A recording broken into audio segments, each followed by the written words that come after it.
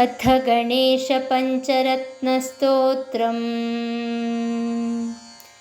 मुदाकरात्तमोदकं सदा विमुक्तिसाधकं, कलाधरावतंसकं विलासिलोकरक्षकम्, अनायकैकनायकं विनाशिते भदैत्यकं, नताशुभाशुनाशकं नमामि तं विनायकम्। नताशुभाशुनाशकं नमामि तं विनायकम्।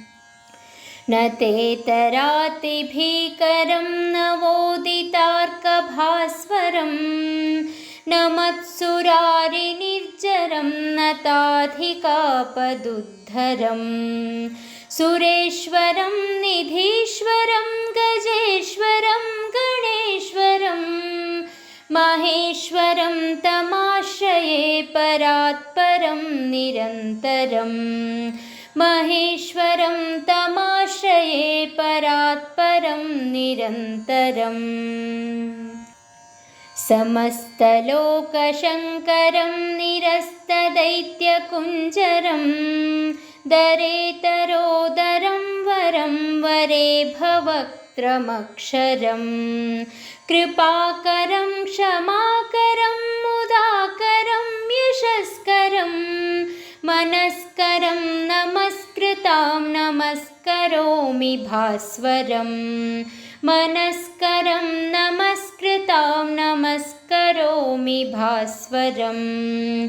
अकिञ्चनार्तिमार्जनं चिरन्तनोक्तिभाजनं, पुरारिपूर्वनन्दनं सुरारिगर्वचर्वणं, प्रपञ्चनाशभीषणं धनञ्जयाधिभूषणं, कपोलदानवारणं भजे पुराणवारणं, कपोलदानवारणं भजे पुराणवारणम्। नितान्तकान्तदन्तकान्तिमन्तकान्तकात्मजम्, अचिन्त्यरूपमन्तहीनमन्तराय कृन्तनं, हृदन्तरे निरन्तरं वसन्तमेव योगिनां, तमेकदन्तमेव तं विचिन्तयामि सन्ततं,